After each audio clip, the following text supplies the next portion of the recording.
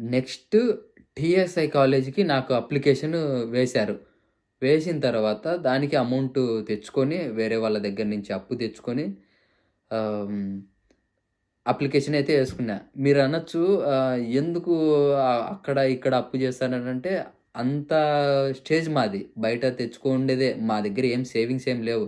కానీ లైఫ్ మీద ఆశ. అంటే ఫ్యూచర్‌లో బాగుండాలి అనే దాని మీద ఆశతో ఇవన్నీ జేయడం. అప్పులు జేయడము, ఎన్నైనా మళ్ళీ జూసుకోవచ్చులే అనే భరోసా ఉన్నది. అంటే కాన్ఫిడెంట్‌గా అయితే ఉన్నా. టీఎస్ఐ కాలేజ్‌కి అప్లికేషన్ యేసుకున్నా.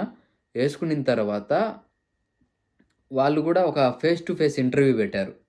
పెట్టిన తర్వాత ఆల్రెడీ నేను ప్రిపేర్ అయ్యా. ఎలాంటి క్వెషన్‌లు ప్రిపేర్ అవ్వాలి, ఏంటి అనేది ఆల్రెడీ ఒక ఇంటర్వ్యూ పోయింది గాబట్టి, తర్వాత నెక్స్ట్ ఇంటర్వ్యూకైనా బాగా ఇవ్వాలి అని జెప్పేసి నా ఫ్రెండ్స్ యూఎస్‌లో ఒకడు, యూకేలో ఒకడున్నాడు. వాళ్ళందరిని అడిగి క్వెషన్స్ అడిగి, మళ్ళీ క్వెషన్స్ కొట్టి, తర్వాత కన్సల్టెన్సీ నుంచి కొన్ని క్వెషన్స్ తీసుకొని, అన్నీ మెర్జ్ చేసుకొని, నాకు నచ్చిన స్టైల్‌లో నేను రాసుకొని, ఆ క్వెషన్స్ మాత్రం ప్రిపేర్ అయ్యా. ఎలా జెప్పాలి? ఏ క్వెషన్ అడుగుతారు? ఏంటి? నేనెలా జెప్పాలి? ప్రొనౌన్సియేషన్ ఎలా పలకాలి? అయన్నీ నేర్చుకొని నేను ఇంటర్వ్యూకి అటెంప్ట్ ఇచ్చేసా. ఇచ్చిన నెక్స్ట్ 15 మినిట్స్ లోపల యూ ఆర్ సెలెక్టెడ్ అని వచ్చింది. హమ్మయ్య! సాయిరాం అనుకోని అయిపోయింది. ఇంటర్వ్యూ అయితే ఆహ్, ఆహ్, సెలెక్ట్ అయిపోయిన ఇంటర్వ్యూలో సీటొచ్చేసింది.